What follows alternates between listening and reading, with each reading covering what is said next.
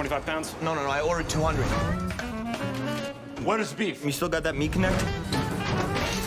You get $12.50 for that on eBay. Boom.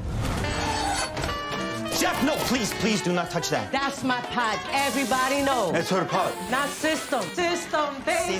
System. This is your brother's house. I was running it fine without you. Why didn't he leave it to you then? Don't wipe your hands on your apron, Chef. Jeff. I refer to everybody as Chef because it's a sign of respect. You could throw down, huh? Behind. So how you gonna pass the family test? Delicious or impressive? Delicious is impressive. Word. Yo, family's up. I just never had plátanos with, like, grass on it. We want to change this restaurant, right? But we have to change the chemistry. Hey, why are you always, like, watching me? Because it's just sort of my job. We're the chili flakes. Cousin organizes, it's more confusing. Right there. Labeled chili flakes. This is a delicate ecosystem, and it's held together by a shared history and love. I have every intention of turning this into a respectable place of business. Eventually. Time to try the new sandwiches. Yo, this looks different. What do you think? It's redundant and white, just like you.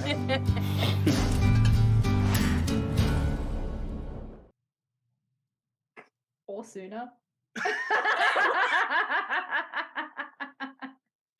Hello and welcome to the periodic table of awesome. That was a fun one to make me do an intro on. What happened there? Oh, come on. Thanks for fucking it up, Theon.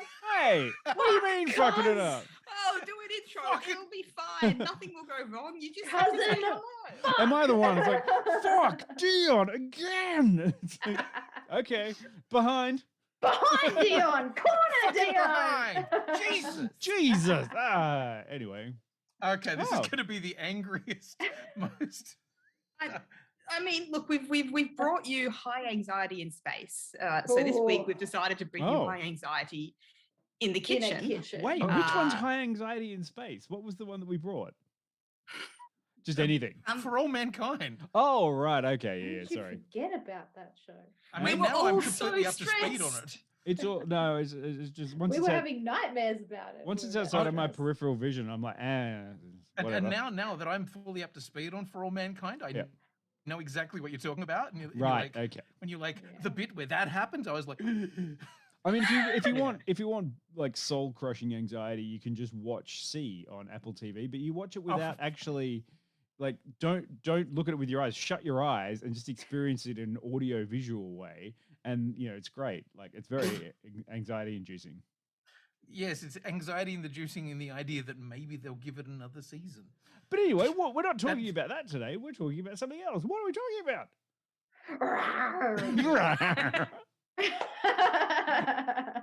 We're not talking about the lions. We're not talking about the bears. Tigers. We're talking about the bears. Oh, my. There's a bear in there. Wrong bear. Wrong bear. and Significantly chefs as less well. stressful bear. Unless you were unfortunate enough to actually be afraid of. There's people with bananas. knives and cigarettes to sell. I don't know. I'm slightly, yeah. Open time. Fuck, you're not ready. Why haven't you prepped your station? It's chef school. Just cut him off, Peter. Anytime. Just Look, you got to the end of that. That was great. Perfect. All right. So just a quick survey for the chat and the room. How many of us have done any of the homework? How many of us have done all of the homework? How many of us have done almost all of the homework? Okay. Anyone in the Quinny's chat? got to episode 7, but I think episode 7 is the important one. I have just finished watching episode 7 literally a minute and a half ago. Oh my God. None of the chat have watched it, which is... Okay, well, they have a very good excuse for not watching it because we didn't tell what them we were doing until today. It's been almost like on Sunday we went, oh, fuck, what are we doing? It's almost like I was perhaps... polls, though. Yeah, it was on the polls. That's why I'm It was surprised. always Several people voted for the bear. Yeah. Well, I mean, was that just us creating spam accounts and voting for it ourselves? I mean, look, I'm just going to take this as an opportunity to sell it to the people who haven't seen it. Yes, as because that. honestly, 100%. I had not watched it until yesterday, so it is a good binger. It is. Like it goes right through you. Like, yeah. Like some It's sort like of undercooked Like beef. water It when goes you're right through. dehydrated. like a cheap sandwich from a Chicago suburb. It will go straight through you. So everyone was kind of going nuts about this show well before it became available via non-nefarious means in this country.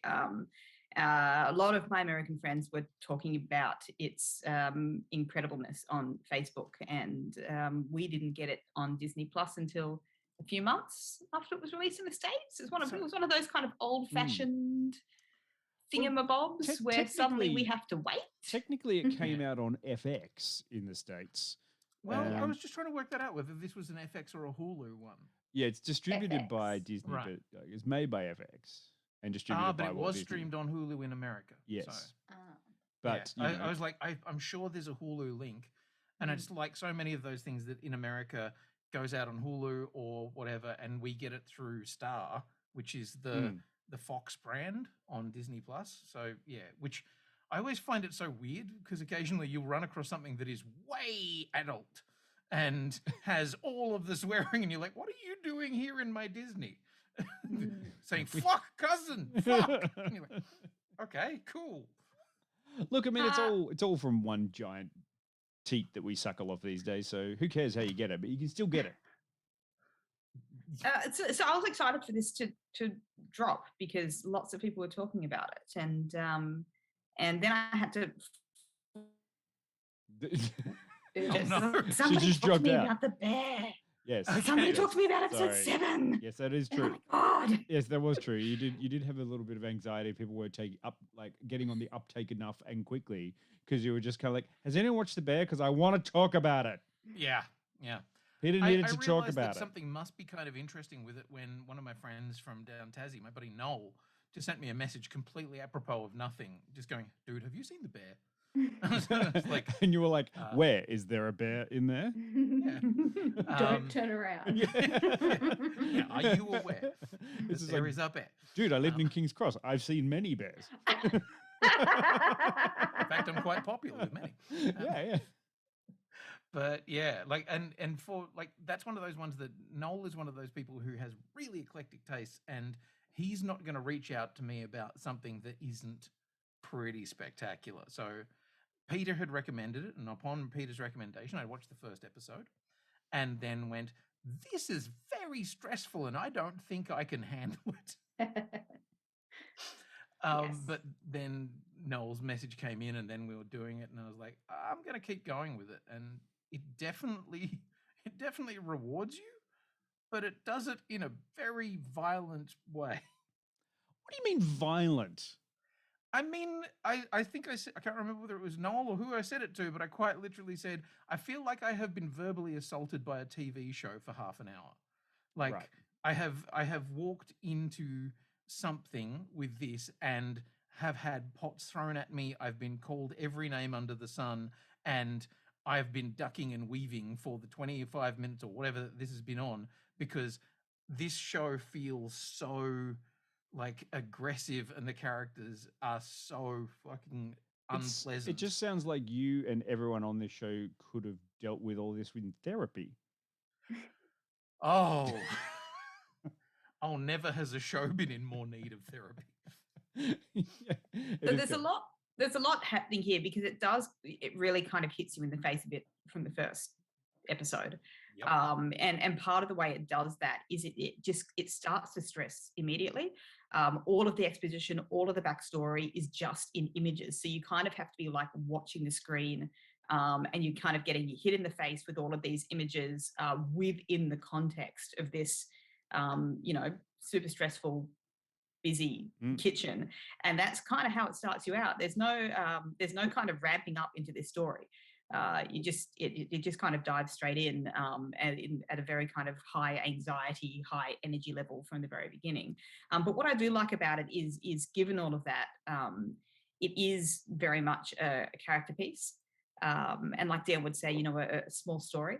It's about one place with characters that all set up and all have really kind of reasonable arcs throughout the series. And that aside from the high stress, that's kind of what gets you into the series. And the other thing I like about it, being, one of these things released on streamers is there is no set clock. The episodes can last as long as they last. So it all kind of feels tight. It doesn't feel padded. Each, episode story feels enough and not too much to get where it's going. Particularly episode 7, which we'll talk about later, because I'm sorry, it's just such a fucking basic film school nerd thing, but I just have to talk about it. My with someone. question is, what is the bear? What? Like, why would we need to say that? No, we just need to no exposition. It's all in the pictures. Let's go.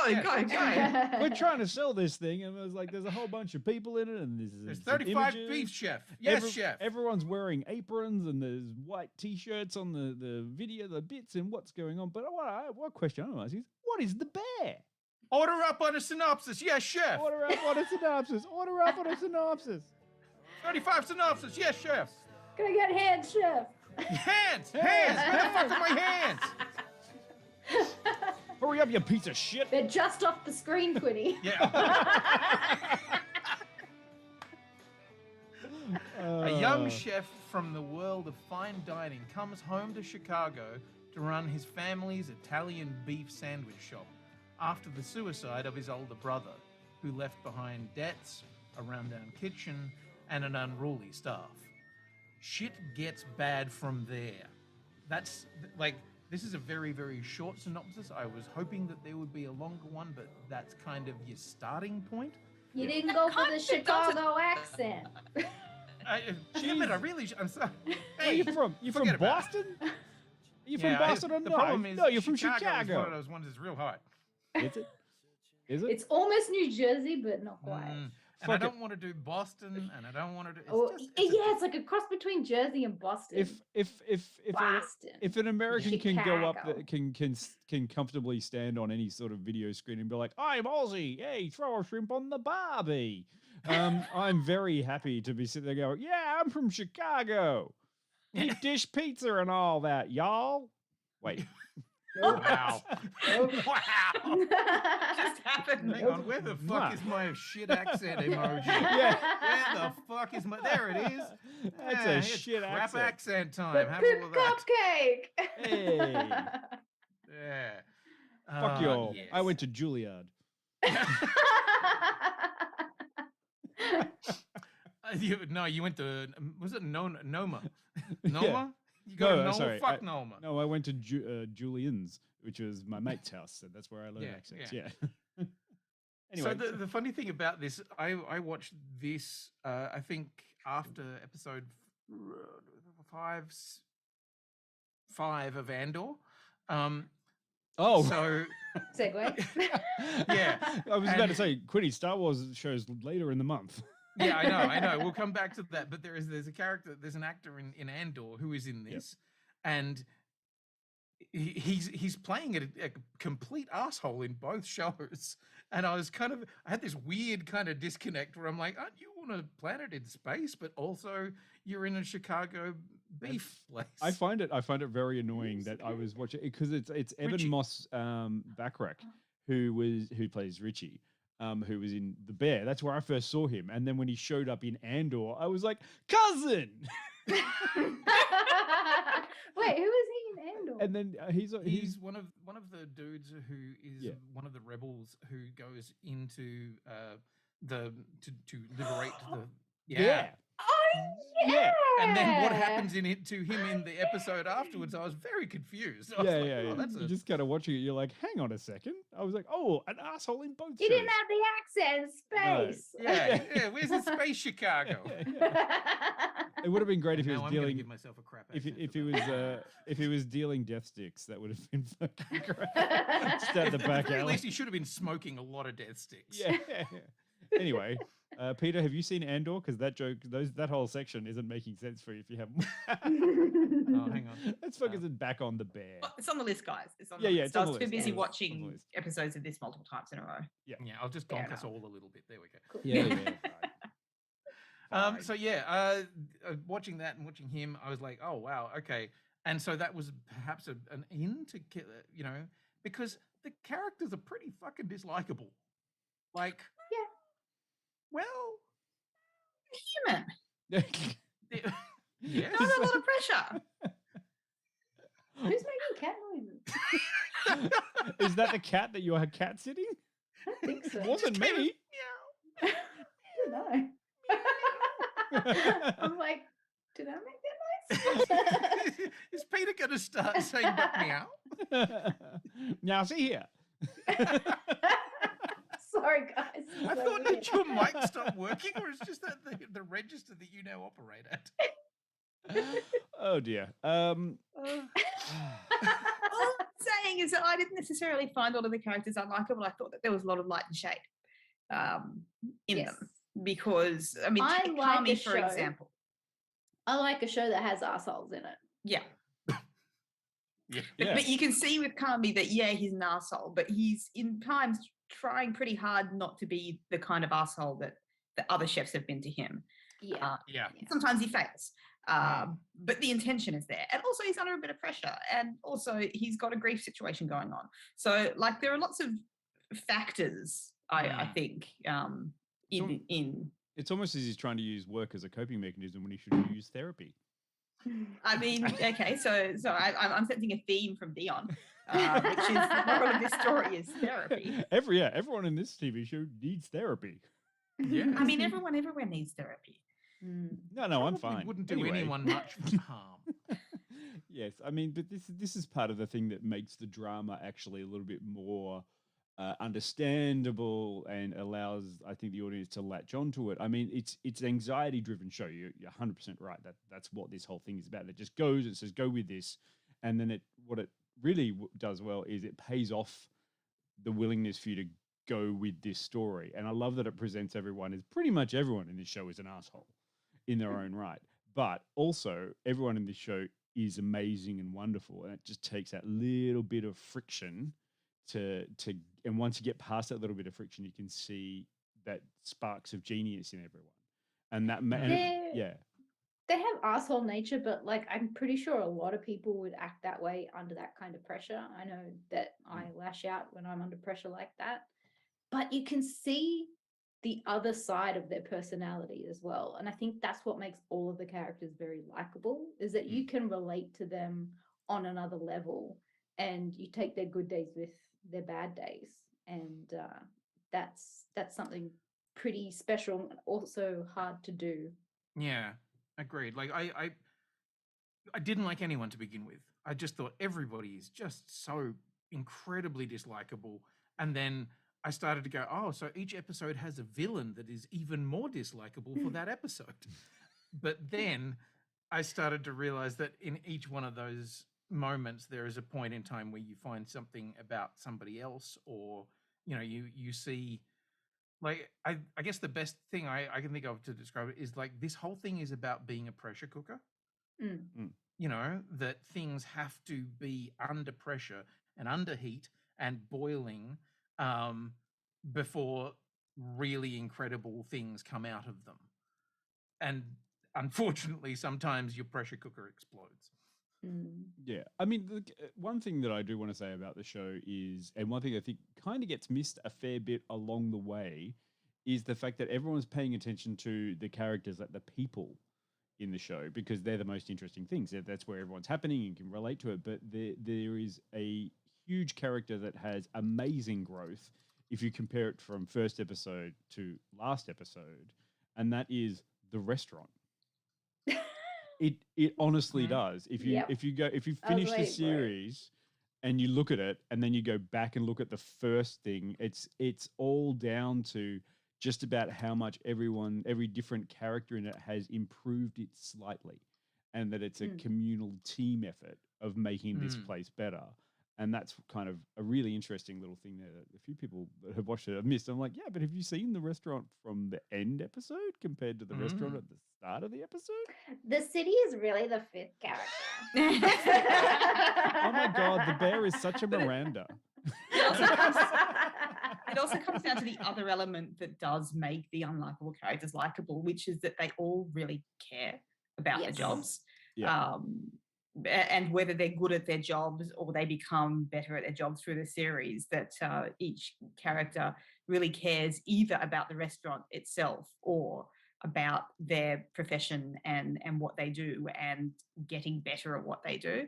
And that is always an endearing factor in a character. And it just all works, kind of all comes together. Yeah. Oh wait, more cooking analogies. Yes, I do love the fact that the chat is now just literally a rolling boil of cooking analogies. Yeah. I mean, all of the shit cooking analogies I've done for other things that didn't deserve cooking analogies, and this does. Oh yeah. I mean, it's a perfectly balanced flavor. You know, you're not too much of one ingredient into all of this, even though you feel like it's not going to work, but then it does. Doc Forrest made a good point, having chef vibes. I know that when I did start watching this, I'm like, oh, it's like chef. Like, I love chef. Just watching people enjoying cooking. Yes. And like, it's not just the passion about creating something, but it's about feeding people and about that sense of community that comes with food.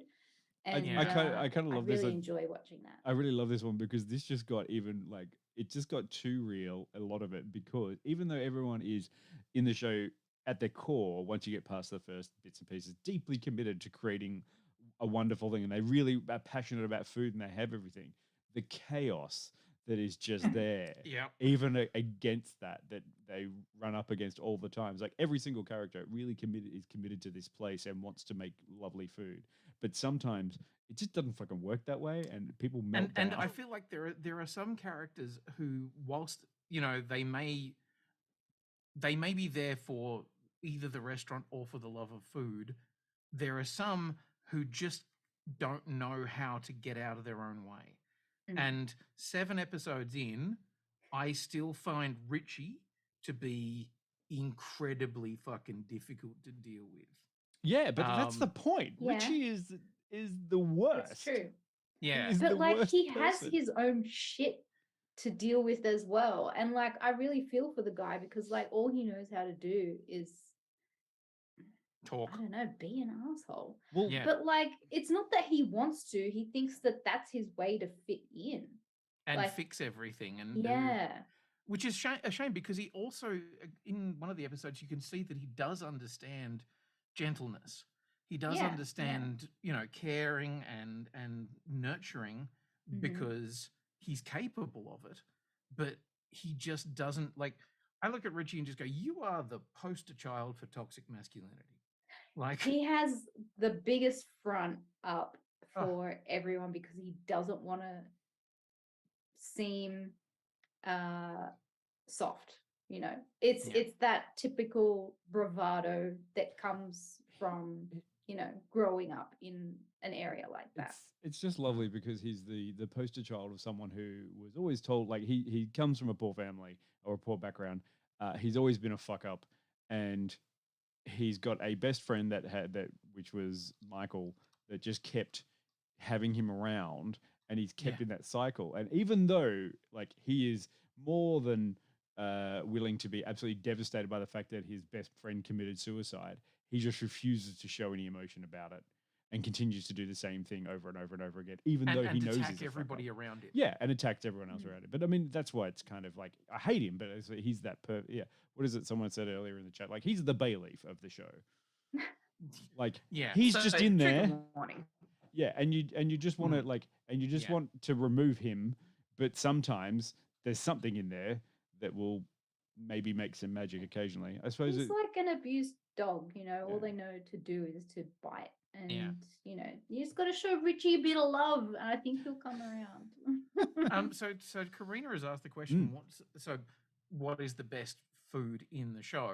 And I mean, it's about personalities, but also one of the things that makes it so delightful to keep watching is the food prep, the incredible cooking skills, like the discussion of flavor and texture, and seeing chefs at their fucking best and why they love being chefs. Is it food porn though? Because there is some pretty good food that gets it like slowly gets slides. Sluttiest show I've seen in terms of food porn. It's no chef's. It's no chef's table. The food isn't presented in that polished way that you present food porn, because that's not what the show is. The food is part of a very messy story of a very chaotic place. But I don't know if you could eat anything. I feel like the big beefy sandwiches that they're serving would be fucking amazing. Like they would taste incredible. No, I want Marx's chocolate cake. Oh no, I want the donut. Yeah, Yeah, sorry, see, I was going to I say. want the donut too. I want that fucking donut. I'll eat it off the floor. Because he did, and he was like, fuck. But also Sydney's braised beef with the risotto looks Oh, fucking Jesus, that looks delicious. amazing. I want to A eat that when braised she beef perfects risotto. it. I love Yeah. it. Also, I love that. I also love that. Like we're all collectively having memories of food that we've seen on the show, and yet that wasn't the point of the show. Like at no point do we talk about the menu, or do they talk about the menu too much? But They talk that's about the all of thing. their thing around. That's one thing that all human beings can connect to Yeah. is food. it. Yeah. Yeah, I years ago I did like I got commissioned to do a short film for the local council in Tasmania, and it was working with a whole bunch of different refugee families, and we made not refugees, some just migrants, and the whole point was okay, we're going to get 6 filmmakers to work with different groups and talk about food, like. And make these 6 short films all about different foods from different groups. And that it was great because people are happy to talk about food. They love, sharing food, and it's the way that it's the flavors that tell you so much about the place. And I fucking love that something like this is doing the same thing. It's just saying, here are a bunch of people that are also very different flavors. Without giving away anything, my favorite food from the show is without a doubt the Ecto Cooler from the children's party. I'm not going to explain why. With or without the zannies. I wasn't going to explain why, but I was like, that was a pretty good one, actually. I want to try that. Cheers.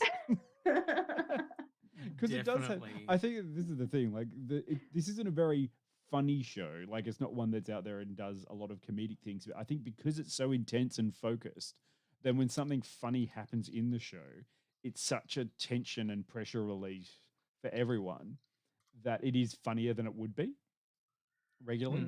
Because this is it. This is not a comedy show. This is a drama. No. And Yeah. it's like it's so anxious all the way through, and then occasionally there's just a couple of funny things that happen, and you're like, oh well, there's the little breathe and relax before you go back to the tension. And, Yeah. one of the things I think that is really great about it is they're all short, relatively. Yes. Except for the last episode. Absolutely, is- and that's fair enough. They had a lot of things to Yeah. do and a lot of storylines to tie up because it was very stressful in the episode before, Mm-hmm. which Quinny just Yeah. finished watching. I think we should And- talk about that after Sure. after we review and clip. I think we can talk about it without being spoilery as well. Because Absolutely, because I want people to watch it. Yeah. Well, that's- and this is what I'm sort of picking up from the chat. The chat has gone into the whole thing of comfort food and what are their favorite foods and what do we love seeing cooked on screen and yeah, there was a whole bunch of stuff that I remember thinking, wow, this reminded me a lot of Chef. But yeah, I think we can definitely sort of pull apart the episodes and tell you why we want you to watch it. Why is it? Why should you persevere? Because if you're like me, you'll watch the first episode and go, "Oh, fucking hell!" Well, I mean, the thing is, when I started watching the first episode, I had to start again because, like, I got 10 minutes in and went, I can't look at my phone and watch this show. I have to watch this show. Yeah. It's not a phone. And again, after the break, I'll tell another story about you have to actually watch the show, not just have it on while you're doing other tasks. But you do. It's one of those ones where you kind of sit down and realize that you actually have to sit down and watch it. But given they're kind of short episodes, I think given all of our anxiety levels and stress levels and multiple things going on in our lives, it's a very digestible show, but it is so tight. It's so tight. It's so well done in so many ways. Like I really can't point to something about it that I'm like, yeah, but they didn't do this particularly well. It really is just a super well made show, and I love that in such a nerdy way, which is why I keep trying to make people watch it. it's interesting because it also doesn't feel um, premium. It doesn't feel like you're watching a glossy, big, expensive premium show. Like, when you watch a HBO thing or a Game of Thrones or whatever, this feels very dirty and very handheld. And like, this is, I'm sure it's a set that they're working in, but it feels like the camera work and everything feels like you're in the middle of a kitchen, and it's a working kitchen, and it's a dirty kitchen, and it's hot, and it's dangerous, and shit has grease baked onto it that has been there for 20 years, and the whole thing feels so, kind of lived in and dirty and almost cinema verite, if you want to get all wanky. It's aiming to feel documentary like without being a documentary. Is that cinema verite? Help me out here, Pete. Yeah. Good, excellent. The industry, please tell us. All right. Yes. Listen up to Quinny's 2-minute film school. I don't know. It's cinema verite. Yeah. Doesn't matter. Yeah. I think that's one of the things that I like about it, is that it feels dirty and lived in it and real. And as such, the more tense and everything it gets, it feels a bit like, no, it's real. It's happening somewhere, and I don't like it. Yeah, I swear to God, if I didn't already have anxiety, this show is enough to give it to me, because holy fuck, I was having heart palpitations watching a few of these episodes that were so tense, because I'm like, oh fuck, I deal with this shit at work. I don't need to come home and watch this on TV. It's very uncomfortable. Yep. I think, and I briefly the worked in food service, and remember that there are elements of this that are just horribly uncomfortable. I think the greatest joy about it is that people who work or have worked in restaurants or anywhere like this, they love the show for the attention to detail, or just knowing it because it gives them flashbacks. Or people who haven't, by the end of the series, they recognize all of the things that would give people triggers about that, like hearing the ticket machine going crazy, or like something being not right, or dropping a pan, or someone not doing something. That fucking background noise of the video game machines out in the front room, and I'm like, fuck, I'm trying to concentrate. I could just hear this ping, ping, ping. And the video games machines that are actually, like, it's funny. Like, I feel like they're meant to be kind of homemade in a way. That like this is a game that you can't find anywhere else, and the game is basically all about insulting each other. So you've got a video game machine out the front of the thing. Oh, fuck you, and you're like, oh, for God's sake.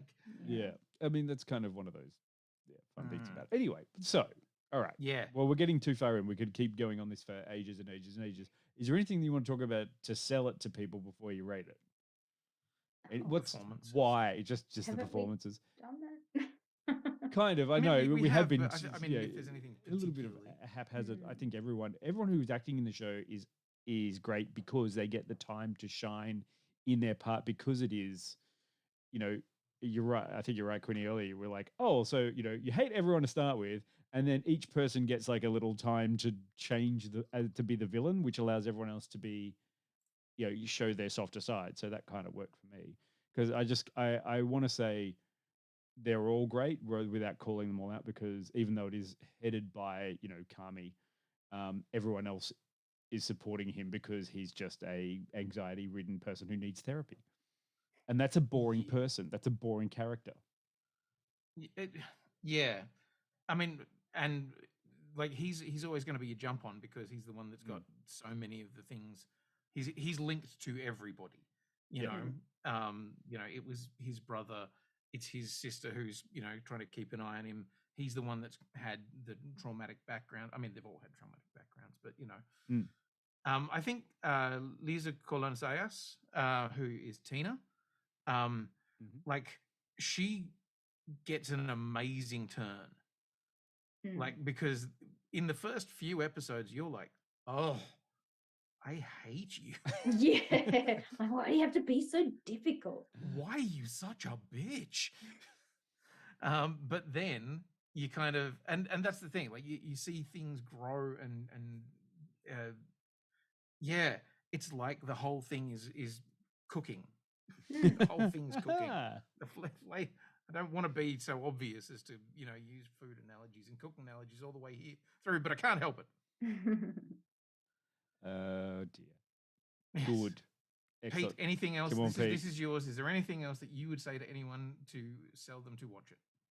No, I think I've done my selling. I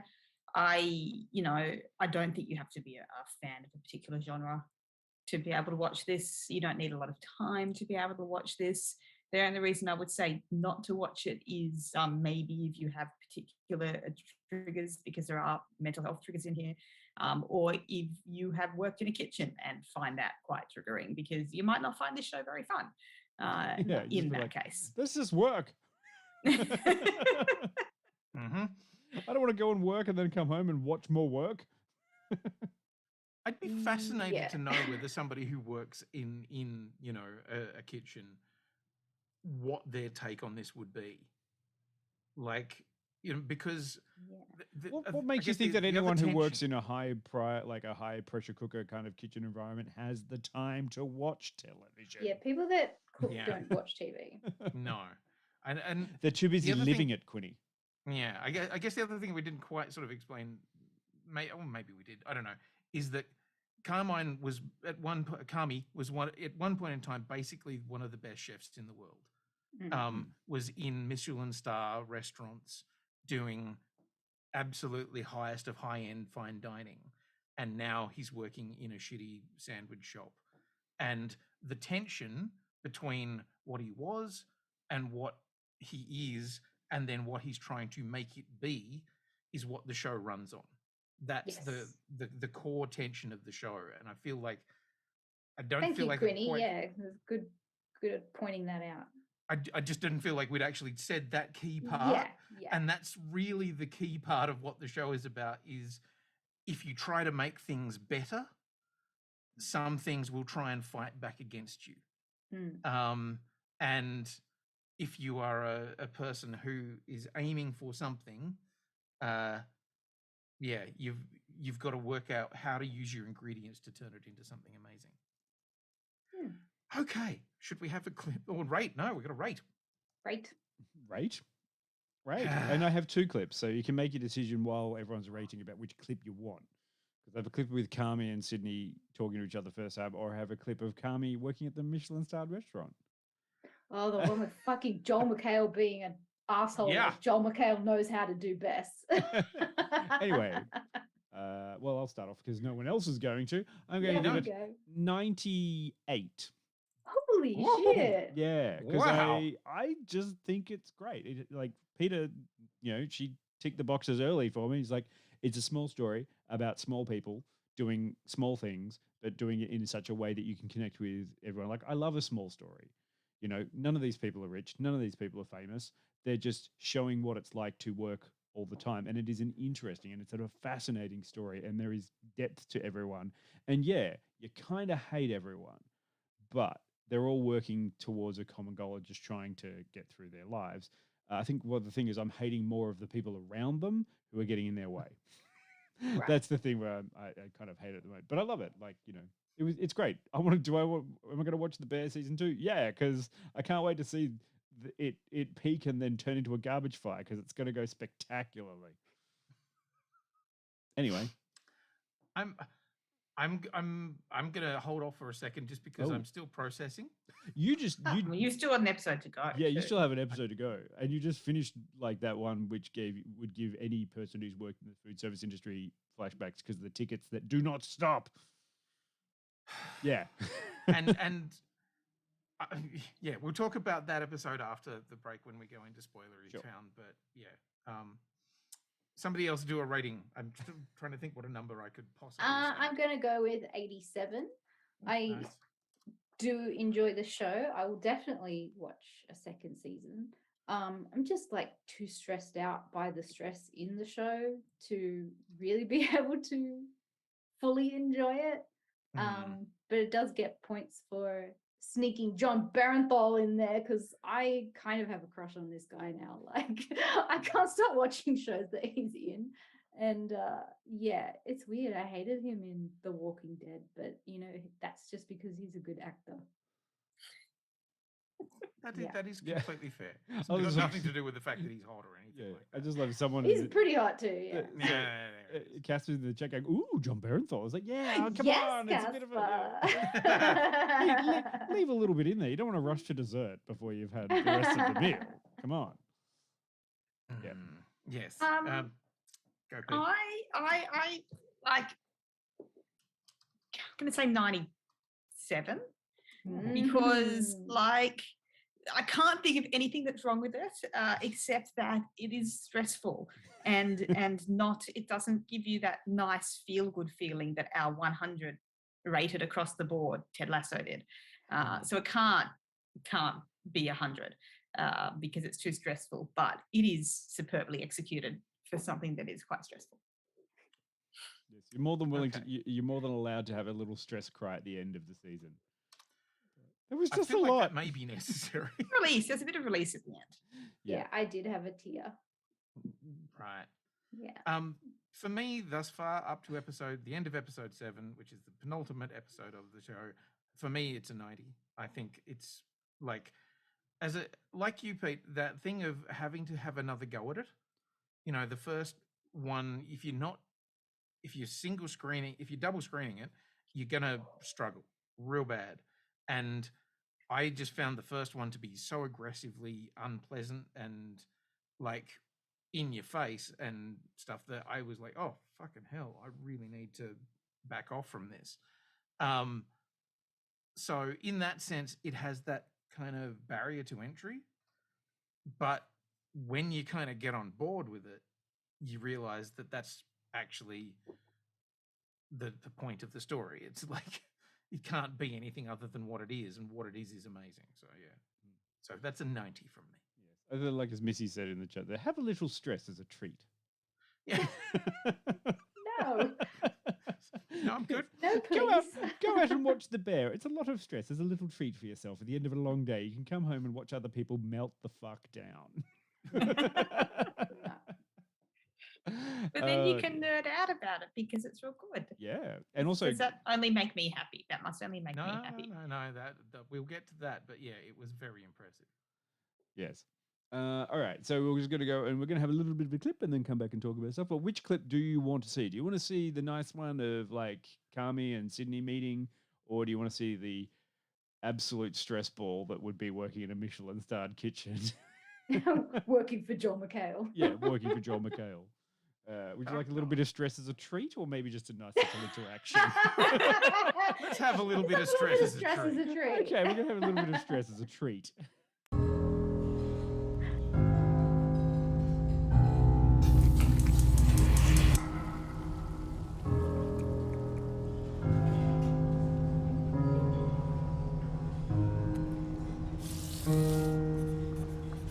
Chefs, table 38, 2 people. Hey! Table 23, 4 people. Hey! Broken saw, chef. Need a new one. Yes, chef.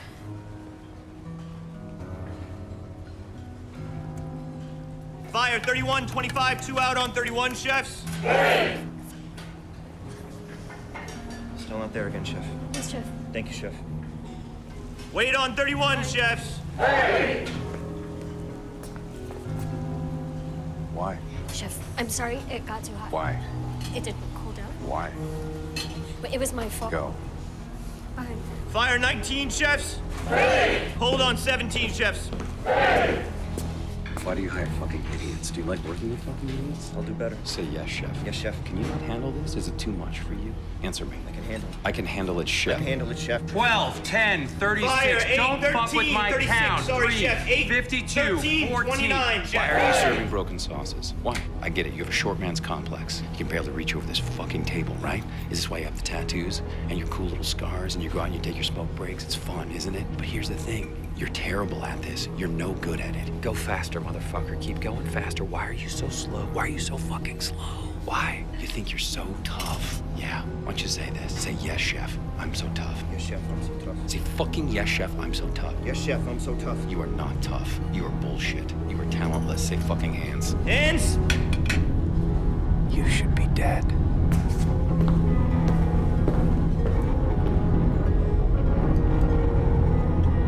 Hands!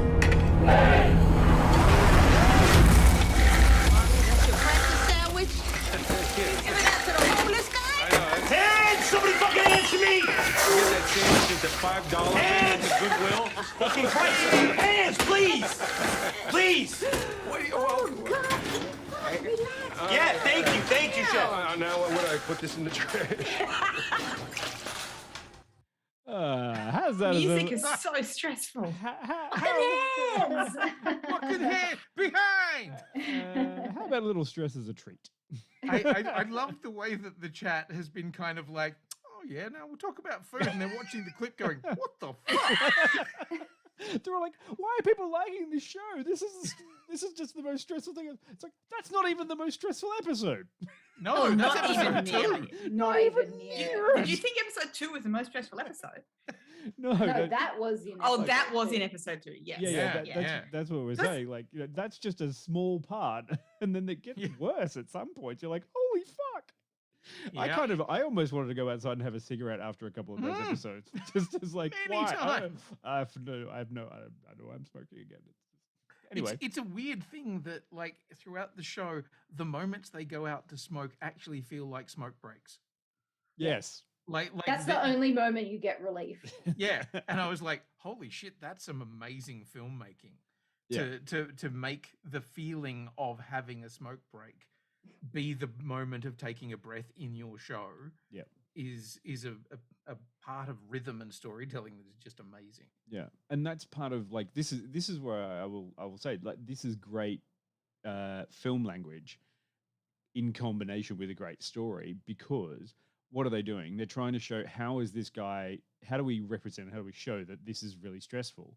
Well, first is he's used to those kind of really immaculate kitchens and everything's working, and he's trying to work and do a good job, but noticing everywhere, just cutting away to spills, to messes, to stuff that's not clean. You're hearing people off camera laughing about something, and that gives you a better understanding that Kami is freaking out inside and trying to hold together. And that's good film language. We can show, we don't have to tell you, it just all matches together. Anyway, it's great. Go watch The Bear. Sorry, I'm just looking at Missy in the chat, just being like quite literally noping the fuck out on this one. I was just like, why sorry, would Missy. you watch this? It's like, it's good. It's really good. You give a shit about everyone. Oh, Casper's never heard the term broken sauce. I break sauces all the time. It's really stressful when you're about to serve dinner to someone. Yeah. It's similar then, to just splitting dairy, Casper. It's like it's where the oil splits from the rest of it and breaks. Yeah, it's like And if suddenly you, you've if, It's got why this- they this have to cover whisk of the s- gravy in Bridget Jones. yeah. Or it's like, what's a good example? The same thing, like you're putting cream in a pasta. If you've left the heat on while you're doing it, and you're cooking and then it separates all the milk, sorry, the milk solids in there, and then it becomes disgusting. Yeah, you Anyway. get these weird chunks of stuff. Anyway, yeah. And then you go outside for a cigarette as a reward. So Anyway. let's talk about the most stressful episode, and we can do it without spoilers, because the episode, the technique itself isn't a spoiler. Although I have to admit that almost everybody that I forced to watch this, and then they've come back and they said, I watched it, and I've gone, episode 7, and I've gone, yeah, it's stressful. And I was like, one take. And they've gone, oh, really? Oh, I didn't notice. That's how good the one take is. It's fucking amazing. That's how well they hit the marks. I remember you saying there was an episode with one take, and I just never noticed it. I'm like, oh, it must have been the last episode. And then I was watching the last episode. I'm like, I missed it. I was folding laundry. That's my other story about, like, you have to watch this show. I had kind of binged it. I was up to episode 7. I was sitting in front of the television on the floor folding my laundry, and I got like 17 minutes in, and I was watching it, like I was looking up and down, but because I was looking up and down, I didn't not see the not cuts. And I kind of looked up for a little bit longer, and I was like, oh, that was a cool move. That was another. Oh, I think I have to start this episode again. Oh no. I feel like there's been no cuts here. And the funny- it's an incredible piece of work. It is. It starts like, and I kind of knew that was what was happening in that episode. So it doesn't like the episode starts with a few people getting to the restaurant and everything, and it starts normally with cuts and stuff like that, and it's actually showing. It's actually a really interesting episode because it feels quite different from the others. It almost does a bit of a kind of a documentary kind of thing where it's showing these still images of Chicago and setting it up with music and showing them getting up in the morning and going to work and stuff like that. And then when you hit the restaurant, it's a single cut. And Jesus fucking It is so well choreographed. It is so well choreographed. That's why you don't notice, because the camera becomes a character and it is like hitting every mark, every close-up, every mid-shot. The focus pull is perfect every time. You never really notice that there's been like a bit of a slip where somebody wasn't quite standing on their mark or the camera didn't quite hit the right moment. It is absolutely flawless the entire way through. And I know that it's like a basic film student thing to be really impressed by a oneer, but oh my God, I've watched it 3 times now. Like, it's just so fun. It's so much fun that they're like, you know what, this is what we're going to do in this already super chaotic show. Yeah, I love that. I don't think that's enough fun to distract me from the absolute nightmare that I was living with the rest of it. That's what makes it such a nightmare, the fact that you like feel like you were in the kitchen with them, and that technique is what is pushing you over the edge on feeling like you're in the kitchen with them, because it's relentless. Yeah. It is. You never cut away. Relentless. You never get a moment. Like, there's a couple of times where the shot will linger on something, but you can still hear shit happening. Like there's one point where somebody goes through a door and the shot lingers on I think it's like a pin board or something like that. But then the point is what you're hearing. And like the characters also, like the rehearsal process for it must have just been incredible. The set was specifically designed so that they had movable walls that can't come in and out. Apparently there were 150 lighting cues for the entire thing. There's a fantastic article on Vulture about it, about how they achieved it, and it's more complicated than you think. It's not just moving around the kitchen in a dolly, it's pieces of the set moving around so that you actually can't see the behind. We'll find what's going on. We'll find that and chuck it in the post. Yeah, we'll find that and chuck it in the post though for when we put it up for Thursday, so you can go and find it. But that's good. I want to read it now. If you nerd out about that shit, it's just a really fun thing to nerd out about. Sure. Yeah. Although, I think because a lot of the people I've asked to watch it are filmmakers as well, and as filmmakers, they still went, "Oh, I didn't notice," because it's that seamless. Well, I don't know if it's about that seamless. You don't notice because the chaos of what is happening during that time is what your focus is on. You're worried about what is actually going on in the story and how the characters are reacting. So you've forgotten that you've forgotten the camera. You're actually there. You're part of the kitchen by that stage because you've invested in all the characters up until that point. And also, it's the point where the character who's probably been what we feel as being the most stable, the one who in many ways has been the cipher for the audience, because Sydney is the person who enters into this world. I'm getting real filmmaking here. That Sydney is the one who enters into this weird and strange world, and so a lot of the time we see it vaguely from her perspective, but she's also the one who is probably the least manic and the least and also not entrenched. So everything to her is as shocking to her as it is to us. So and this is the episode where suddenly she ain't the stability anymore. And that's really off-putting. It is, and there are like certain moments where she in that episode becomes almost as unlikable as all of the other characters because she's really having an event. And there are also moments. I mean, you kind of mentioned Verite style before, Quinny, and this is the one that feels almost like that because there are moments where, you know, the camera kind of departs the action to kind of have a moment with one of the characters who's basically just, you know, talking into the camera or having an aside. And I'm presuming that this is so that they could reset the set in the background before they moved back in. But it does kind of have that feeling of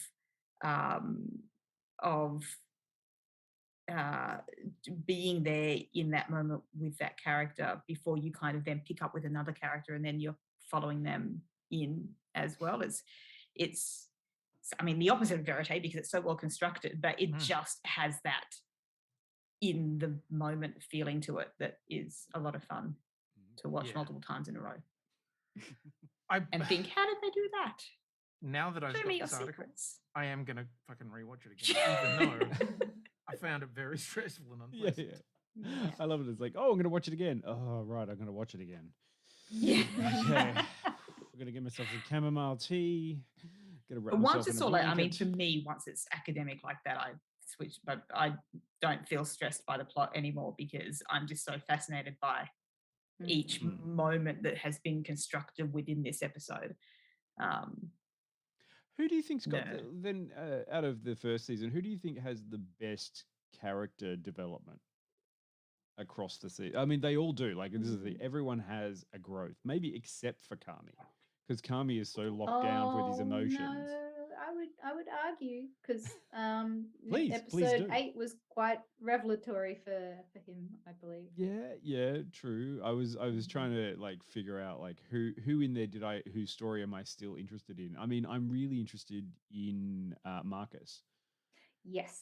Because I find that he had one of the more interesting stories to follow as being the baker, pastry chef / guy that you can just see him getting really into it. And Yeah, I mean, he just started out baking bread, and then you kind of start to learn that he's really into like cakes and baking, and he gets a little bit of freedom to experiment and really starts to grow. So But his also story was in fun. that growth does that thing, and I think that episode 7 is so good for that, where it's like you've forgotten that you're actually needing to do all this other shit. You still have a priority that comes above your experiments, and I think a lot of development came to a head for characters in episode 7. It's like they wrote it correctly. It's like it was intentional. Or they hadn't just decided to throw, an episode focusing on one person because they were bored or they ran out of stuff. Yeah. And I'm also very pleased that thus far we haven't hit the Underground Fight Club episode. No, but I'm I mean, this entire thing is an Underground Fight Club. Yeah, technically this is an Underground Fight Club. Especially in episode 7. Because there is, stabbings. But hey, look, it's about how you discovered the anger along the way that was in all of us. I'm looking at it, and there are characters that you think, oh, like what was their growth, or how did they change? Like there's Ibrahim and Manny, who are two kind of the more sort of They're secondary. Very peripheral. Yeah, and Angel, who you really don't see much of at all. No. They'll get there. Yeah, then you get Neil Fack, who shows up occasionally to be the guy that fixes the shit, but and he he's does a really desperate for a terrible job. And you're just like you're wrong for this, but I've got passion, I got drive, and it doesn't fucking matter, dude. You can't cook. And I'm a nice guy, TM. I was just like, whoa, no. Yeah. I mean, like that's part of the fun with it. Like it's the old versus the new in this way that I thought was really appealing as well. The old way of doing things and the new way of doing things, and how that butts head in a natural progression, but also at least it felt honest to me. It didn't feel like there were delicate ecosystem. I mean, even from the very start, it's like, we would like you to wear this same apron that everyone wears. It's like, well, this is ridiculous. I'm not putting this on. This is a piece of shit. It's like, Why? It's a simple change. It's a small thing. Jesus Christ. You know, it's just like, oh, okay, fine. Funnily enough, the guy who plays Fack is actually a professional chef. Well, there you go. Oh, sorry. I'm just looking at some of the trivia because I'm like, this is a show that you know, there's so many different little bits and bobs. Wait, he's the guy that's on like Ugly Delicious. Probably. I believe so. Yeah. Fucking love that show. If you guys ever watch the Vice network on SBS, watch Ugly okay. Delicious. Okay. Yeah. I'm sure I've seen it, or at least some of it anyway. Because I knew I recognized his voice and all of the tattoos and stuff. And I'm like, where have I seen this guy before? Now I fucking remember. And lead guy, Kami, Jeremy Allen White, actually went to cooking school for a few weeks before doing this and worked in kitchens, including a Michelin star restaurant one, to, you know, train for the show. And I'm like, okay, that's good. I mean, at least you did. Like, I mean, but come on, having an actor turn up and going, I'm here because I'm going to play a chef on a show, has everyone like, okay, fine. Like, he's no, oh God, what's that guy's name? The guy who became a cobbler.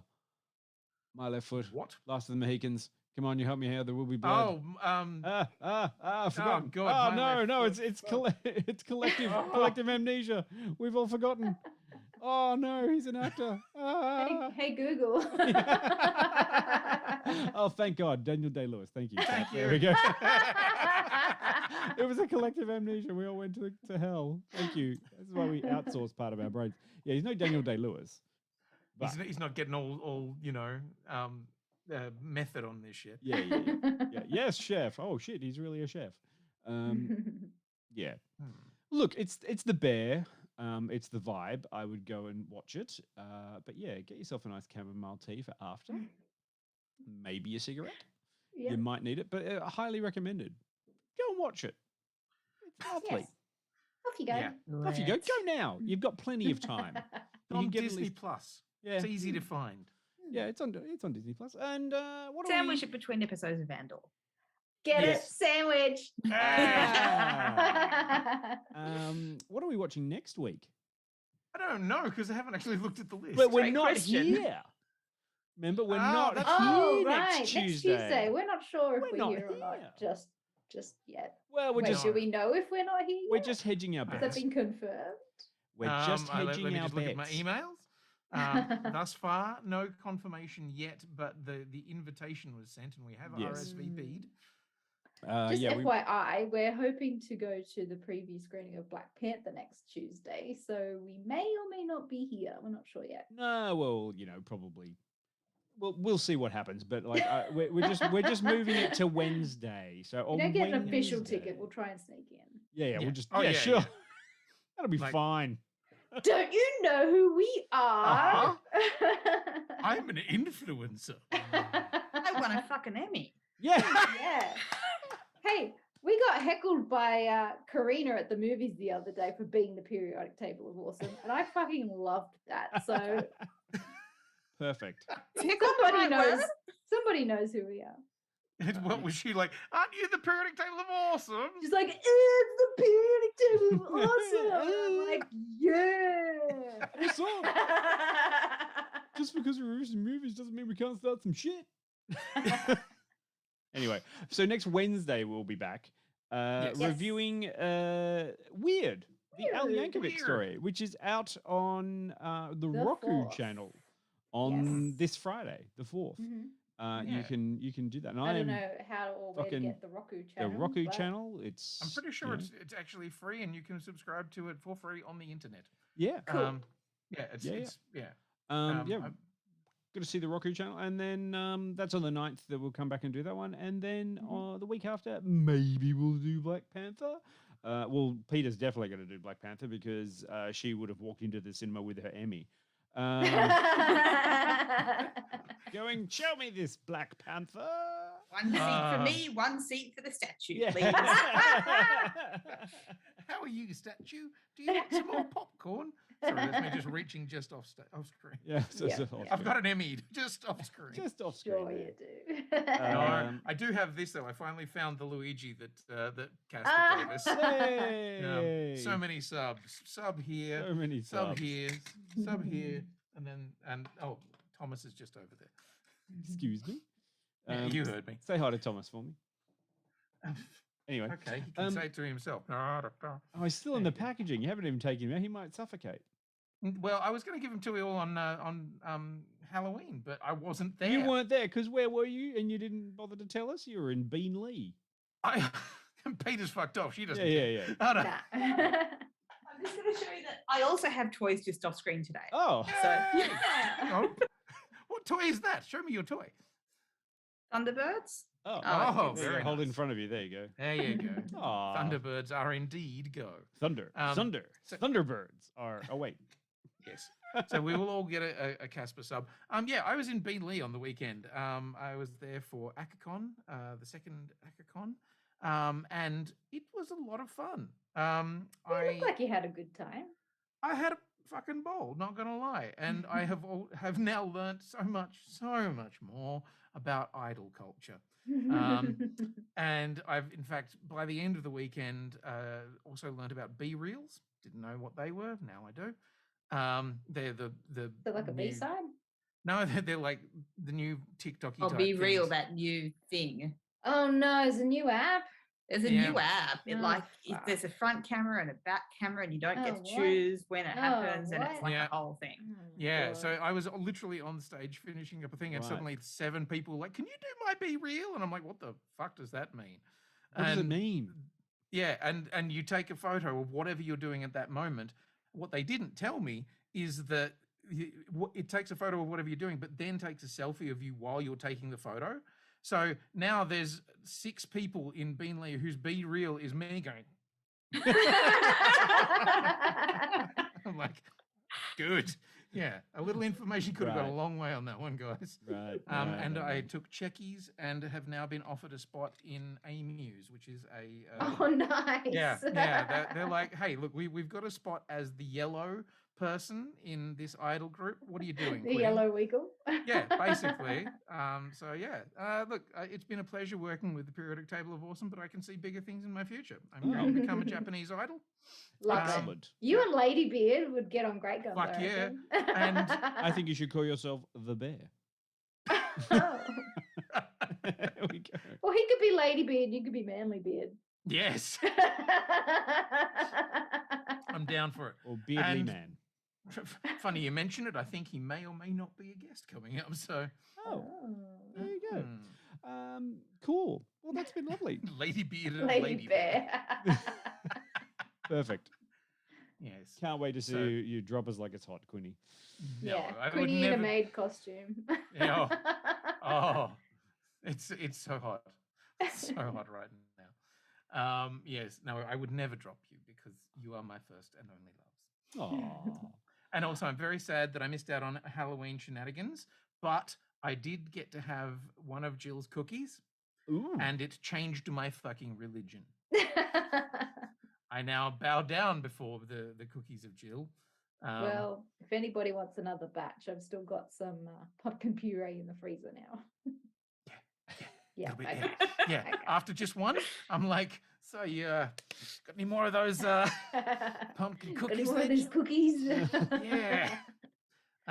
Yeah. It's Did you real try good. Peter's scones? I did. Also very nice, but I hear Mm. that the cream that you had with them, Peter, was a special cream. Well, I left the cream behind. Oh if no, you- that got removed. I was going to say, if you didn't get any, then that's Yeah. Well, I mean, sorry. Now we're having a conversation Sorry, we're about just all the having a fucking food we discussion ate on about it Sunday. Like, yesterday. fuck y'all. We ate all this delicious food on Sunday, and you weren't invited. Yeah. For the chat, just Yes. so you know, it was a pumpkin cheesecake cookie from Chell Sweets, and you guys Oh. can find that on the internet. Interesting. Yeah. Yeah. Spectacular. I followed cookie. Chell Sweets on Instagram, and her baking is just that's my baking porn on my Instagram feed. Yeah, right. It's, yeah. Bow I'm down going to go before the- do that now for food, for recipes, and then we'll open up our own restaurant What would Periodic Table call our restaurant? Periodically edible. Periodic edibles. We're very specific. Oh, now that's thinking. We're open We every. didn't even mention the drugs, did we? The munchies that give you the munchies. Yeah. I like that. No, I just mean in the bear. We didn't even mention drugs once, did we? No, you don't Oh have yeah, to. we talked about the Zanny Oh yeah. dipped ecto cooler. Oh dear. Anyway. Okay. Yes. All right. Thank you for joining us, everyone. Thank you in the chat. We hope we've made you hungry for more of the bear. Get out there and watch it. And also get onto Weird for next week. Yay. Yes. Yes. Are we going to go raid anyone, Quinny? Yeah, let's do that. We're going to go raid. Where's my controls gone? We're going to go I've lost We go raid. We are. Okay. last time? Sorry, I've literally lost the fucking window that has all of my controls in it. And I Oh. don't know where it's gone. There it is. Ah, that's because they've gone there. Let's see who we could go and raid. Let's go and raid Barjo, shall we? Hey. He's the one who's live at the moment. See if he's making any food. No, currently I think he's playing COD Modern Oh. Warfare 2. So that's almost the exact Boring. opposite of, cooking. Do another That's food okay. stream. Yeah. Yeah, let's do Ooh. that. Food Yeah, stream. we should have a baking with the periodic table thing one day. Yes. Oh, I Because we like are this. all also baking To, nerds. to be honest, then most of that will be me trying not to fuck up other people's baking. I'm like, that looks interesting. What if I add some of the? No, get away.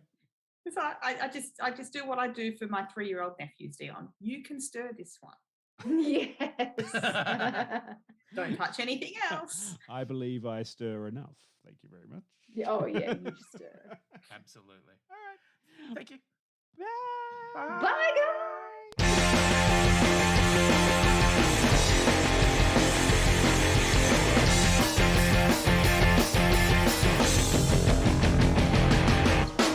I wanna live in a world full of heroes, not sit here counting zeros in a cubicle downtown. I wanna look out my window, see 'em flying, and swing across the horizon as I cheer 'em on so proud.